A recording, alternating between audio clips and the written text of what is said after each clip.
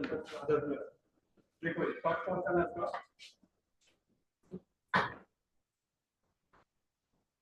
ए कोई मैट्रिक्स है देखिए अल्फा 2 अल्फा ये कोई मैट्रिक्स है और क्या दे रखा है कि ए क्यू की जो वैल्यू है इसकी डिटरमिनेंट की वो इक्वल है 125 की तो अपने अल्फा निकालना है अल्फा की वैल्यू कितनी है ये चीज गिवन है एक को मैट्रिक्स गिवन है और ए क्यू का डिटरमिनेंट की वैल्यू 125 है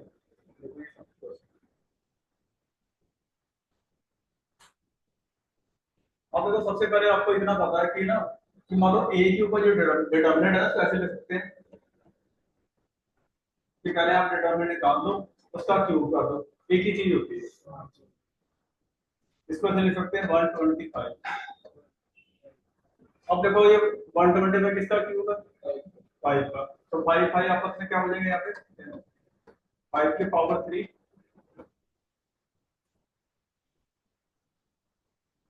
ठीक है ये 3 3 तो हो गए कैंसिल अपने पास सामने क्योंकि वो तो 3 था और वो 125 था अब इसका ए क्या है डिटरमिनेंट इसका डिटरमिनेंट कितना आएगा ए का डिटरमिनेंट आएगा देखो अल्फा स्क्वायर माइनस 4 आएगा ये देखो उसका डिटरमिनेंट अल्फा स्क्वायर माइनस 4 तो यहाँ पे वैल्यू पुट कर देंगे इसकी डिटरमिनेंट की अल्फा स्क्वायर माइनस 4 आ गया ये वैल्यू आ गई 5 तो यहाँ से अल्फा स्क्वायर की वैल्यू कितनी आ जाएगी 9 अल्फा की वैल्यू कितनी आ जाएगी प्लस माइनस 3 तो ये क्वेश्चन है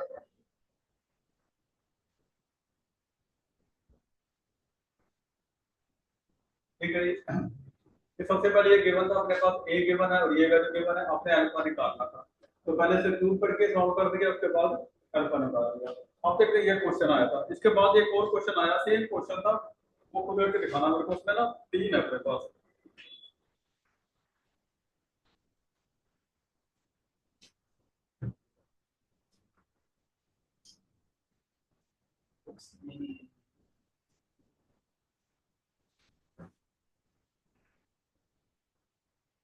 ऑनलाइन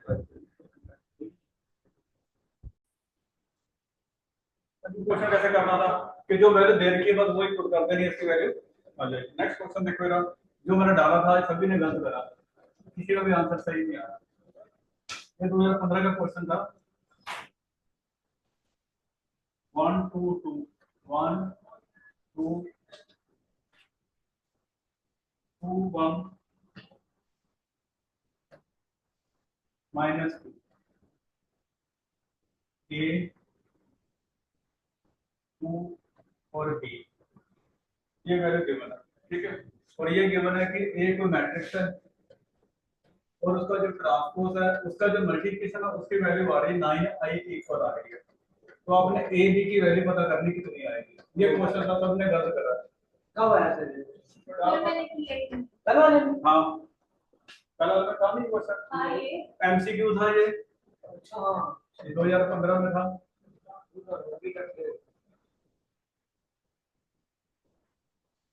सबसे पहले आप ए लिख देना 2 1 2 ठीक है ये अपने पास ए है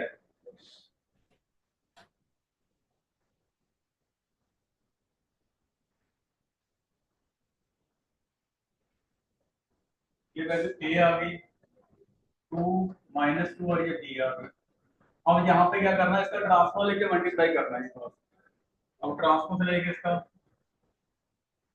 1 2 2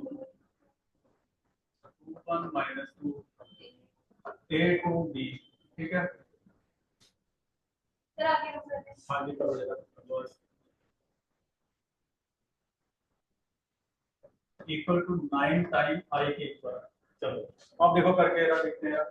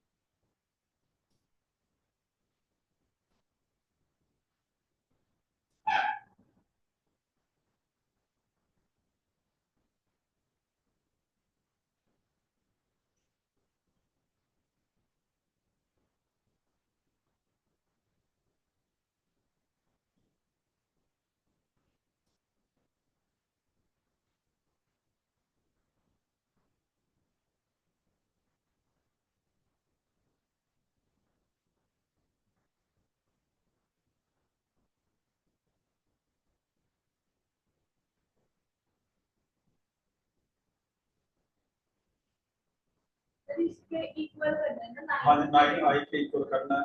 आई की वैल्यू हमने बोलेंगे ना 3/3। हाँ जी 0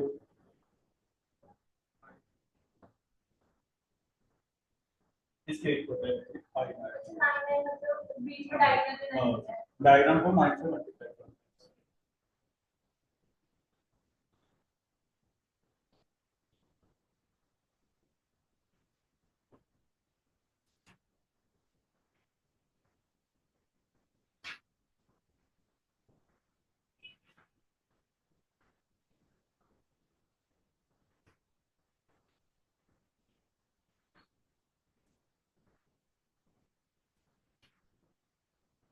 इक्वल रखना है हाँ जी ना। हाँ जी इसके इक्वल करते हैं।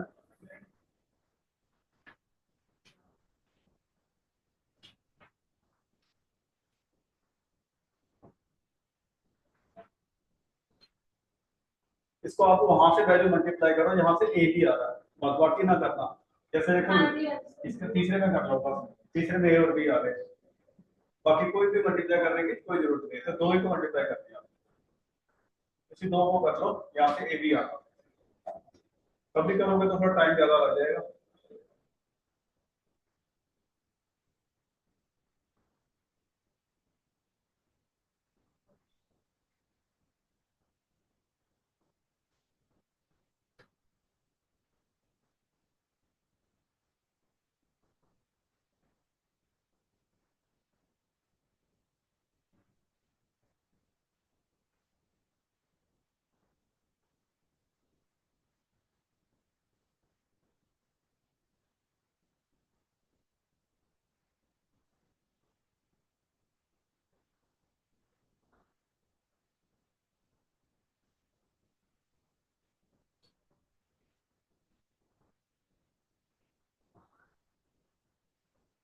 एक की वैल्यू 1 कर सकती है।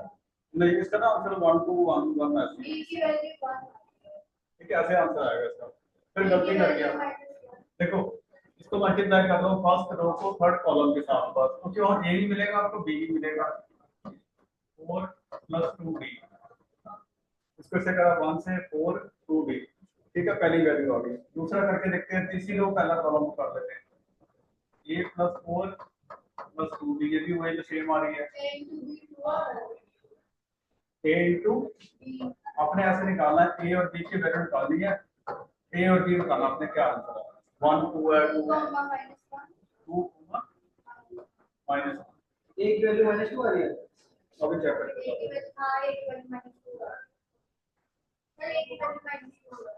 ये सही था, बाकी सारे ऑप्शन गलत होते हैं इसके, आप देखिए जो भी देखे थे ना सभी के गलत होना, कुछ नहीं आ रहा। सर ये एमसीक्यू ने एंड तुक्के लगा दिए ना, इसलिए फिर टाइमिंग बचा रहा। चलो कोई बात नहीं, ठीक है। आपने वो वैल्यू लगी है, उस बार हो गया कि नहीं हुआ? फिर जी में आया होगा। हाँ 2015 में लिखा भी था, ये लिखा 2015 क्वेश्चन इधर हो गया ना, आंसर सही है ना। चलो नेक्स्ट हम देखो, ये भी क्वेश्चन आसान है, थोड़ा सा ध्यान से करना। तो p की वैल्यू दे रखी है 1 अल्फा 3 1 3 3 2 4 4। ठीक है, इस एडजॉइंट ऑफ, इसको ध्यान से पढ़ना, स्टेट में कुछ नहीं, ध्यान से पढ़ना है सब। एडजॉइंट ऑफ 3/3 मैट्रिक्स, जो ये वैल्यू है ना, ये को एडजॉइंट है 3/3 matrix A and determinant of A equal to 4, find alpha। दोनों नेगेटिव आ रहे, -2 -1 आ रहे। अब देखो अगला सम में ध्यान से पढ़ो, देखो P एक मैट्रिक्स दे रखा है, ये क्या है? Adjoint of 3x3 matrix A, उसका एडजॉइंट है ये, और A डिटरमिनेंट 4 दे रखा है। तो अपने निकालना क्या है? अल्फा निकालना। देखो सोचो, सबसे पहले ये क्या चीज है, उसको उसका उससे निकाल के फिर इसके ऊपर जाके आ जाएगा। देखो 2 मिनट स्टेटमेंट समझ नहीं आ रही है, तो आगे समझ कोई बात नहीं है हां जी, कि जो p वैल्यू है ना, ये 3/3 का एडजॉइंट ऑफ A है। ठीक है, यानी ए की वैल्यू क्या है, ए की value equal to adjoint of E है, ये गिवन है। अब ध्यान तो मैंने कल फॉर्मूला लिखा था पहले आपको कि ए की वैल्यू क्या होती है, यहाँ पुट कर दी मैंने, एडजॉइंट ऑफ पी पुट कर दी, ठीक है, पी पुट कर दी। अब मैंने फॉर्मूला लिखा था, देखिएगा कि कहीं भी आपके पास एडजॉइंट ऑफ ए आ जाए, उसका डिनोमिनेटर निकालना पड़े तो किसके इक्वल होता है, देखो यार फॉर्मूले में लिखा है, 8-10 फॉर्मूले लिखा है, तो इसके ये पता लग गया तो सम हो जाएगा। एडजॉइंट ऑफ ए की वैल्यू ए डिनोमिनेटर की पावर यहाँ पे कुछ आती है, बस वो पता लग जाए तो ये तो दे -1 इसका फॉर्मूला। हाँ वेरी गुड, n-1 होता है ये, इसका फॉर्मूला क्या होता है, डिटरमिनेंट ऑफ a n-1, तो ये क्या रह गया, a2 रह गया, यानी a2 की वैल्यू अपने पास 4 आ गई, ठीक है, और ये वैल्यू वहां जाके +-2 आ गई। अब करना क्या है, a को डिटरमिनेंट को सॉल्व करना है, इसको सॉल्व कर देना, p को सॉल्व करना है, p है यहाँ पे, p है, मैं ये कह रहा हूँ ना, तो फॉर्मूले के बताया था कि ये फॉर्मूला ये होता है, तो ये वैल्यू रहेगी p determinant n-1 equal to 4, p की वैल्यू +-2 आ गई। अब उसका डिनोमिनेटर फाइंड करना बस आपने, और इक्वल टू कर देना +-2 के, तो आंसर आएगा। दूसरा याद करना पड़ेगा फॉर्मूले सारे इसके कि n इज ऑर्डर है, ऑर्डर इसका 9 भी लेना, 3/3 है तो ऑर्डर 3 लेंगे इसका,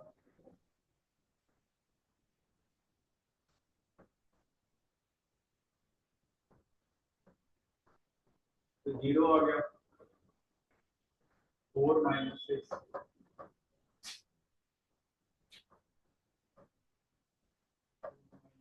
इक्वल टू +-, ये माइनस का +2 हो गया, ये -2 -6 रह गया, +-2 दो वैल्यू आ जाएगी आपके पास अल्फा, ये खुद ही किसी का एडजॉइंट ऑफ ए है।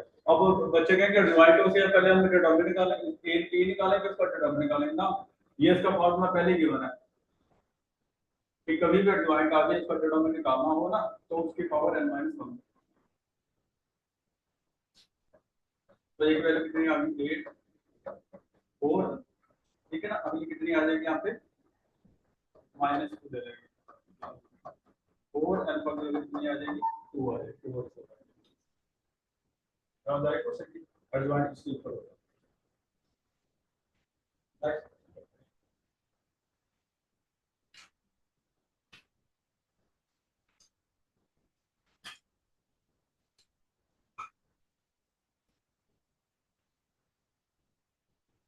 अब अगला क्वेश्चन मोस्ट इंपोर्टेंट है, बता दो कितने साल बाद, कितने साल तक आ रहा है क्वेश्चन ये,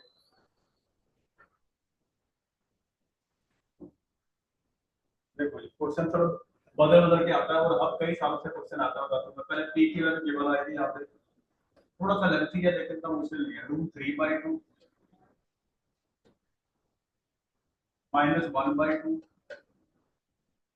1/2 √3/2, ये पी की वैल्यू अपने पास। इसके बाद ए की वैल्यू गिवन है, ए अपने पास है 1 0 1 1, ठीक है, ये पी है और ये ए है, और क्यू दे रखा है, क्यू की वैल्यू है पी ए पी की पावर टी, ठीक है, आपने पता करना है एक्स पता करना है, पी की पावर टी क्यू की पावर 2005 और पी, इसकी वैल्यू पता कर दी आपने क्या है। ओके, तो ये क्वेश्चन कितनी बारी आया, पहले तो नजर आ ही रहा है, 2005 में क्वेश्चन आया, इसके बाद क्वेश्चन आया 2013 में आया, फिर 2017 में आया, फिर 2023 में आया, 4 बार क्वेश्चन आया, ठीक है। अब देखो इसमें है ट्रिकी, अगर हम बता दें तो थोड़ा लिख देते हैं कि ये फॉर्मूला बेसिक लगेगा अपने पास कि टी की पावर टी और टी की जो आंसर आता है आई आइडेंटिटी मैट्रिक्स आता है, ठीक है। देखो पहले समझाता हूँ थोड़ा सा मैं, क्योंकि शुरू समझ लगेगा, क्योंकि पहले तो वैल्यू दे के घबराहट होती है कि हाँ उसके सामने सारे वैल्यू दे दे करेंगे कैसे, ठीक है ना, इतना कुछ दे रखा है। देखो सबसे पहले एक स्टेप समझाऊंगा, बाकी सारे हो जाएंगे। सबसे पहले आपने क्यों कि यहाँ पे पहले क्यों है ना, इधर क्यों 2000 कितना 5 है ना, पहले क्यों 1 पुट कर देखो क्या आंसर आता है। टी की पावर टी क्यों पुट कर दो पहले तो आप, यानी कि क्यों लिखना है, फिर क्यों स्क्वायर लिखेंगे। अब क्यों की वैल्यू पुट करो अपनी, इसकी इक्वल आएगी क्यों की वैल्यू ये दे रखी है टी ए टी टी और टी। अब देखो ध्यान से देखो यार, इसकी आइडेंटिटी लगा के देखो क्या आंसर बना। आई, ये भी आई आ गया क्योंकि पी ट्रांसपोज और वही आई के इक्वल होता है, आई ए और आई क्या आंसर बन गया ए। ठीक है, अब लगाएंगे पावर 2। अब x इक्वल टू p की पावर t, क्यों स्क्वायर लगा देंगे, क्यों दो बार लिखते हैं आप देखो यार, p की पावर t क्यों इनटू क्यों दो बार लगा दिया। अब दोनों में क्यों की वैल्यू पुट कर दो तो क्या आंसर बनता है, p की पावर t क्यों की वैल्यू है p a t की पावर t t, यहाँ पे क्या बना p a t की पावर t और p। अब ध्यान से देखो यार क्या बनेगा, सबसे पहले इतना पता है कि p की पावर t p i के इक्वल होता है। अब मुझे बताओगे इसका आंसर कितना आएगा, सोचो जरा। लास्ट ठीक बोला a स्क्वायर, ये देखो देखो यार ये किसके इक्वल है i, i तो 1 होता है, ये भी किसके इक्वल आ गया i, और ये भी i को किसे मल्टीप्लाई करो कोई फर्क नहीं पड़ता, a रह गया, a आंसर क्या था बन गया a स्क्वायर बन गया। इसका मतलब जितनी पावर है वही a की पावर आ गई, कितनी पावर है 2005 निकाल दिया बस। अब a दे रखा है, अब ये भी सिंपल है, देखो पहले a है ना, पहले a स्क्वायर निकाल लिख लो फिर 2005 निकाल देंगे, ये पहले कराया हुआ था मैंने आपको।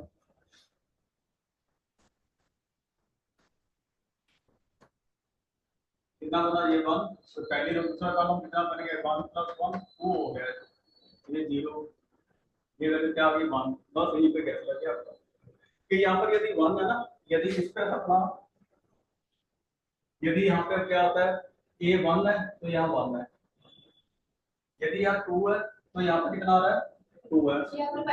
हाँ हाँ, तो 2015 है तो आंसर कितना आ गया 2005 है तो 2005, जो जो है वो लगा दो हो जाएगा। ये मतलब p की वैल्यू का है कि हाँ अभी ऐसे ही ठीक है, ये तो आया एक बारी। अब अगले क्वेश्चन तो क्या पाया आपने, उसने p को चेंज कर दिया जी, p को ऐसे लिख दिया आपने cos 30 डिग्री sin 30 डिग्री, और यहाँ पे लिख दिया आपने sin 60 डिग्री, और इधर क्या लिखा उसने, ये कितना बनेगा अपने पास cos 120 sin 120, ठीक है ना, इसको ऐसे लिख सकते हैं ना sin 120 को 180 माइनस 60 माइनस, इसको ऐसे लिखना है यहाँ पर sin माइनस 30 डिग्री आ गया। अब देखो कोई फर्क पड़ा, यानी अगले सेशन के क्वेश्चन पाया ना आपने, उसने इस फॉर्म में लिख दिया cos 30 की वैल्यू कितनी होती है पर अगर p की वैल्यू भी शुरू होती है ये तो सिर्फ वैसे दे दिया, तो नहीं तो क्वेश्चन cos 30। अगली बार तो क्या क्वेश्चन करा आपने जब डाला उसने 90 ऐड कर दिया समथिंग, क्वेश्चन वही आप सॉल्व करके ऐड करके बना दिया। हाँ जी कर लो।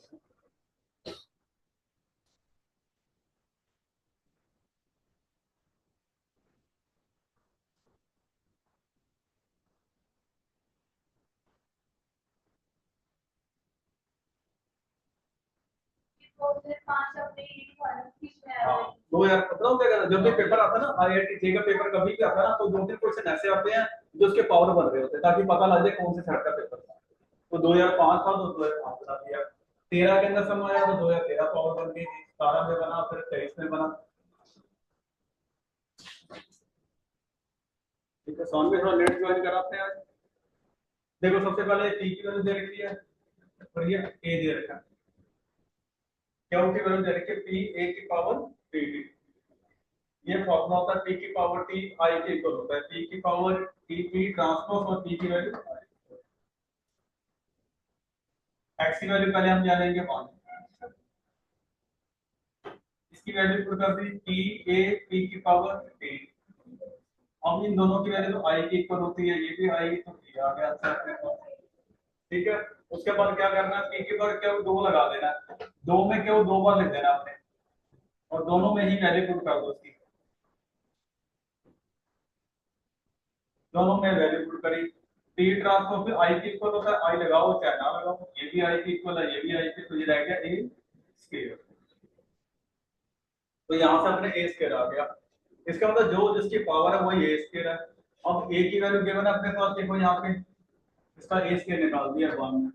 जब यहाँ पे पावर 2 है तो यहाँ पे 2 आ रहा है, 2005 पावर है तो 2005 आएगा, 2013 है तो यहाँ 2013, 17 17 सही है। तो बाकी इसको एंगल में कन्वर्ट कर सकते हैं। ठीक है, समझ आ गई, क्वेश्चन 4 क्वेश्चन कवर हो गया इस तरह। बिना समझ आ गई, नेक्स्ट करते हैं।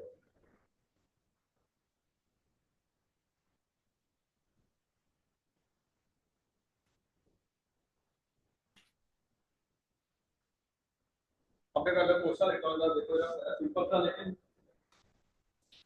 थोड़ा सा कॉम्प्लिकेटेड हो जाएगा।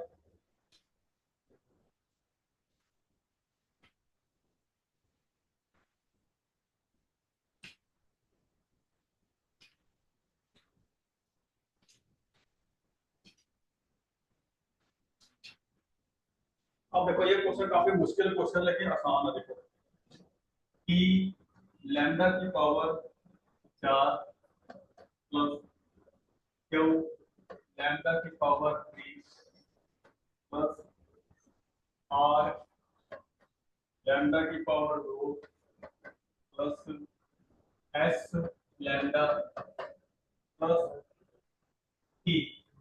ये देखो एक पॉलिनोमियल है जो कि आइडेंटिटी के इक्वल है, इसके इक्वल है, इसका नाम है लैम्डा स्क्वायर प्लस 3 लैम्डा, ठीक है, lambda minus 1 lambda plus 4 lambda plus 3। जितना कुछ इस स्टेटमेंट है ना उससे आसान इसका आंसर है। देखो minus 2 lambda lambda minus 4 lambda minus 3 lambda plus 4 और 3 लैम्डा, ठीक है, लैम्डा प्लस। इसमें लैम्डा पता करना है, फाइंड लैम्डा, फाइंड लैम्डा, और ये आइडेंटिटी है, आइडेंटिटी दे रखी है। अब देखो यहाँ पे बात बनती है कि आइडेंटिटी है क्या चीज, पता लग रहा है आइडेंटिटी का, नहीं पता लग रहा आइडेंटिटी है क्या चीज। क्वेश्चन मेरा भयंकर लग रहा है, तो पी लैम्डा पावर 3 फिर 2 फिर लैम्डा फिर टी, ये सारी वैल्यू आ रही है। ठीक है, ये दे रखी है आइडेंटिटी। आइडेंटिटी का क्या मीनिंग होता है, देखो आइडेंटिटी का मीनिंग होता है कि इसके इक्विवेलेंट है, कि मान लो आपके पास ये वैल्यू दे रखी है ax के plus bx plus c is equal to d x के plus e x plus f। ये इसके आइडेंटिटी दे रखी हो ना, तो क्या होता है, a की वैल्यू d के इक्वल है, b की वैल्यू e के इक्वल है, c की वैल्यू f के इक्वल है। ये आइडेंटिटी का रूल। अब देखो वहां पे तो अपने पास आइडेंटिटी है, इसका तो यहाँ पे अपने पास क्या आ रहा है, देखो लैम्डा निकालना, अपने लैम्डा की वैल्यू पुट करके टी निकालना है। पहले लैम्डा पुट करते हैं फिर टी निकालते हैं, फाइंड टी, इसको भी फाइंड करना टी को भी। अब देखो पहले लैम्डा क्या पुट करें, देखो यहाँ पे साइड पर लैम्डा नजर आ रहा ना, इधर लैम्डा नजर आ रहा ना, इधर टी नजर आ रहा कोई चीज, इधर देखो कोई टी नजर आ रहा हो नहीं, तो इस समय क्या करना है, आपने लैम्डा को पुट कर देना 0, लैम्डा को पुट करा, लैम्डा की वैल्यू मिल गई 0। अब टी की वैल्यू निकालनी है, टी कितना आ जाएगा, बोलो पहली वैल्यू क्या बनी इसकी, लैम्डा 0 करने पर 0, नेक्स्ट 1 माइनस 3 0 4 बस इसको एक्सपेंड करो, ये आंसर आ गया। कितना बड़ा लेंथ सम था कि पता नहीं इसमें लैम्डा निकालना है, फिर टी निकाल कैसे निकलेगा, लेकिन ये चीज गिवन थी आइडेंटिटी। इसका मीनिंग होता है दो, जो लेफ्ट साइड है वही राइट साइड, तो लैम्डा को तो 0 पुट कर, लैम्डा और उसकी वैल्यू सेम है। हाँ इसने कहा लैम्डा और टी निकालना आपने, तो लैम्डा कैसे निकल गया, 0 पुट करके, जब भी तो टी निकलेगा, टी की जब भी निकलेगी सारी वैल्यू 0 आएगी। इसको कौन 0 बनाएगा, इसको बनाएगा लैम्डा, जब भी टी निकलेगा। तो सम सर एक सब था लेकिन इतना कंफ्यूज कर दिया बस।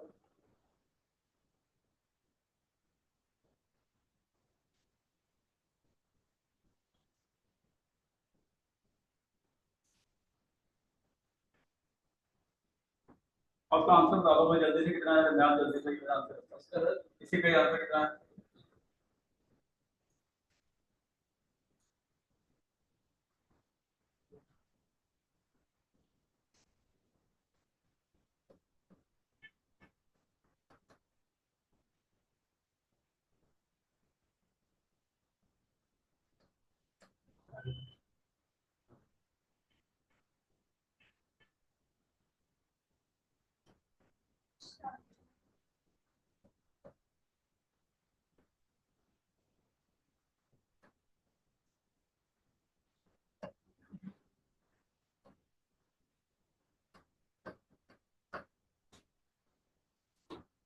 इसका आंसर बता दो कितना आएगा।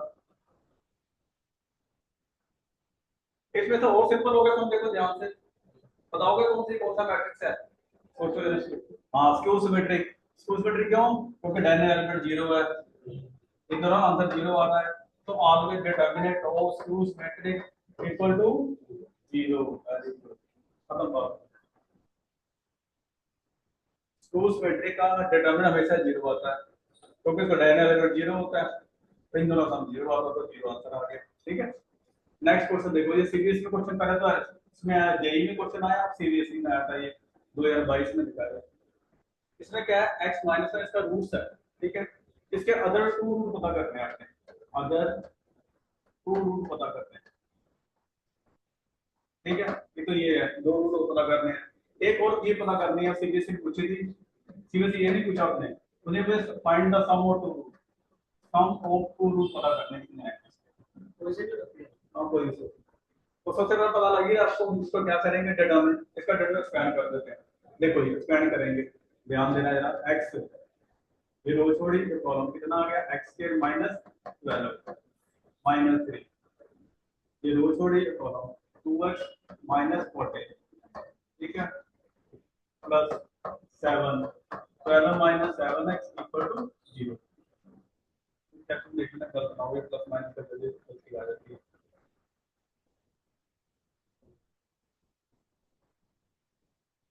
ठीक है, अब आगे सॉल्व करते हैं। देखो मेरा x³ आ गया, -12x आ गया, 6x -128 आ गया, प्लस 84 49x = 0।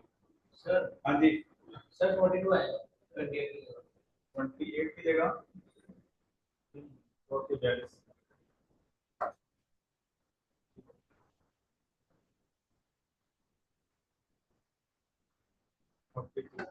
अब देखते हैं आगे जरा, वही काफी लेंथी बनी। अब आगे सम कर देते हैं। हाँ जी देखो जरा, x³ अब देखो x के कितने कोएफिशिएंट बन रहे हैं, ऐड करके देखो जरा, x के सभी कोएफिशिएंट को।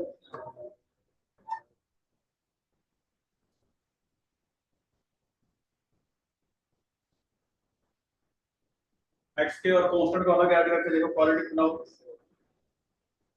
तो वो देगा ना 126। हाँ जी कितना आया, 67x। अच्छा x के ऐड करने ना, बहुत से फिर कांस्टेंट ऐड कर लो, कितना बना 126 = 0। अब देखो यहाँ तक बात आई, अब इसको लेकर कैसे निकालें पता ही नहीं, क्यूबिक आ गई। देखिए ये दे रखा है x - 9 इसका क्या है, रूट है। इसका मतलब x - 1 इसका रूट है ना, तो x + 9 क्या होगा, इसे फैक्टर हो जाएगा, वो उसका फैक्टर बनेगा। हम डिवाइड कर ले, अदर दो रूट का लेंगे। ठीक है, चलो हम डिवाइड करके देखते हैं।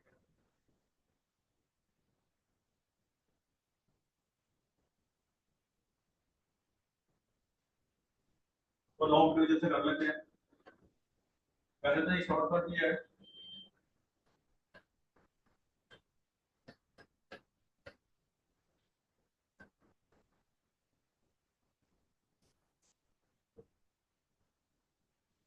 पहले तो x पे गया,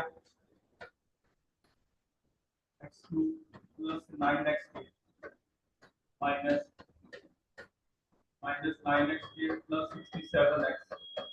अब किस पर डिवाइड करें इसको, बोलोगे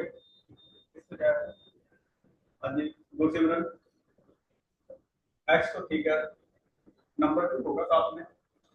अब यूजुअल कौन सा नंबर होगा साथ में? ये देखो ना, ये नंबर है -9x के -89 एक्स आ गया। अब फिर साइन चेंज कर देते हैं।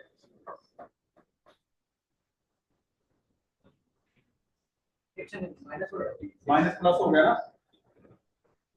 कितना 26 एक्स प्लस एक डिजिट और 26 एक डिजिट उतार लेते हैं अपन, ठीक है।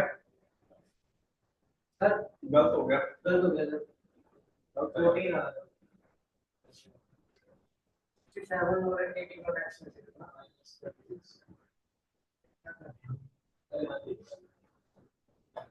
ये देखो ना, ये दो 67 है, 67 14 आ गया। हाँ, ठीक है।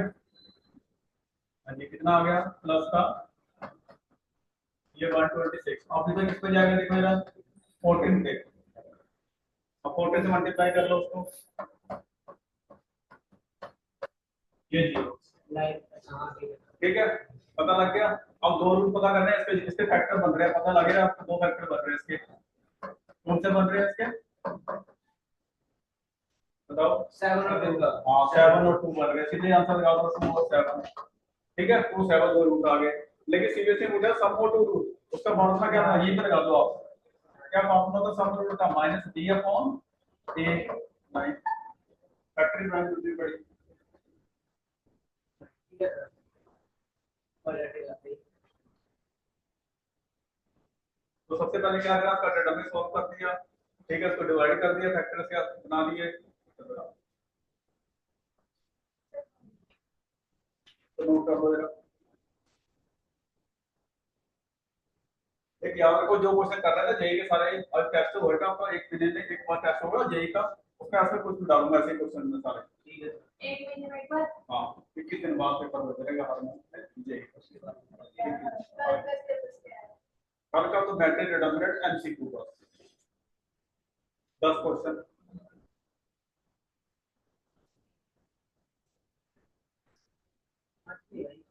चलो जी, आज भी 18 को चिल्ला रहा है, परसों में 50। आज भी 50। ठीक है, आज भी 50। चलो नेक्स्ट क्वेश्चन देखो, ये पूरा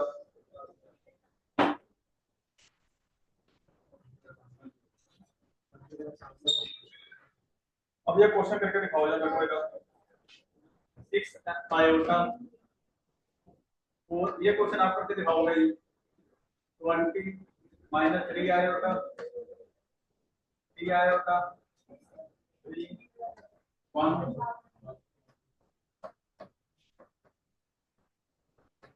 x प्लस आयोटा बाई, ये लो। अब ये क्वेश्चन करके दिखाना जरा सारे। ये जो ना एक डिटरमिनेंट है, इसके इक्वल है x प्लस आयोटा बाई के इक्वल है, तो आपने x और y निकालना कितना आएगा। पहले इसको इसकी फॉर्म में कर देंगे ना। हाँ जी, इसको स्क्वायर करके इसकी फॉर्म में करके x y निकाल देना है, करो जरा। सर आसान नहीं हो जाएगा बहुत ज्यादा क्वेश्चन। हाँ जी ऐसे कर, जी का क्वेश्चन आ गया। हाँ जी, सब परसेंटाइल पढ़ाने होते हैं ना। हाँ हाँ, चलो करो जरा, आगे करो जरा क्वेश्चन।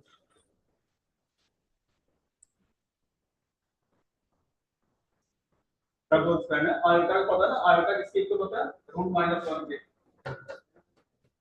√-1 के, और आयोटा स्क्वायर -1 के इक्वल होता है। तो स्क्वायर करके रेडी कर दे, करो शाबाश जरा। हाँ जी डिटरमिनेंट, वो लगे ना सिंबल डिटरमिनेंट है, अभी डीईटी डेट नहीं देता, डीईटी ये भी सेम ही मिलेगा डिटरमिनेंट। हाँ ट्रायंगल है, हाँ जी ये भी लेते हैं कलर ट्रायंगल, ये भी डिटरमिनेंट।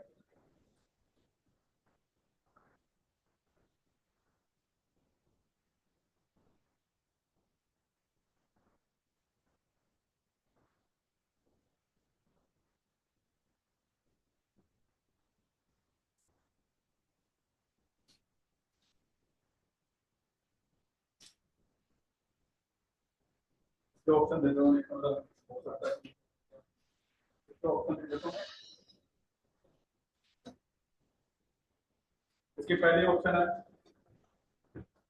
x3 है y1, x1 है y3, तीसरी ऑप्शन x0 है तो y3 है, चौथी ऑप्शन x0 है तो y0 है। ये चार में रनिंग ऑप्शन क्या है?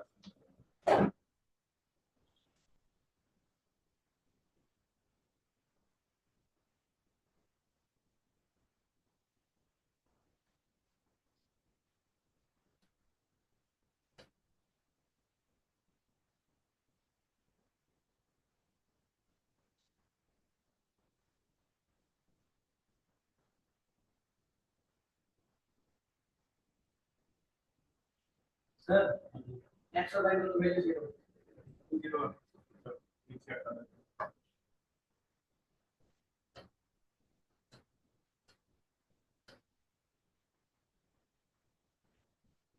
3 iota scale minus plus 3 iota से -1 की क्या होता तो 0 हो गया, x का 3 प्लस 3 आया था, माइनस माइनस प्लस हो गया, 4 आया था,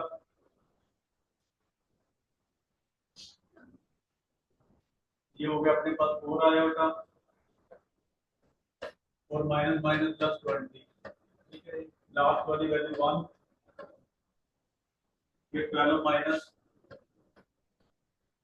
60 आया था,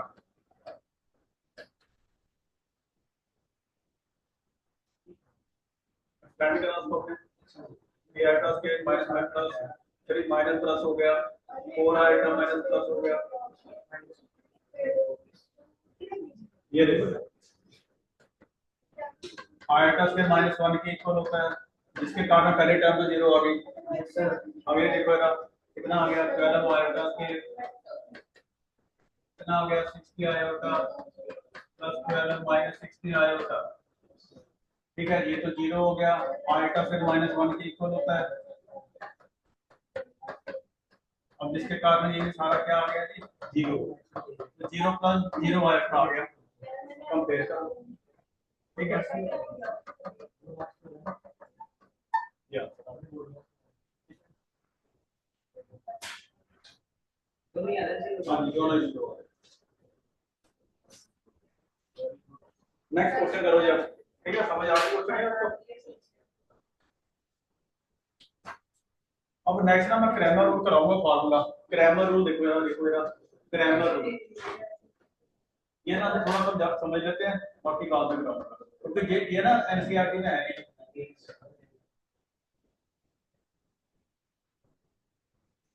ठीक है, क्रैमर रूल है, जैसे लिख लो क्रैमर रूल, इसके साथ यही में इस्तेमाल जरूरी है, ठीक है। एक क्वेश्चन जरूरी इसका आएगा क्रैमर रूल का, करा देता हूं। देखो फॉर्मूला देखो, सबसे पहले अपने पास क्या है, ये तीन वैल्यू आएगी a1 x plus b1y plus c1z equal to d1, तीन इक्वेशन बना लो पहले तो आप, ये डबल डैश कर लो,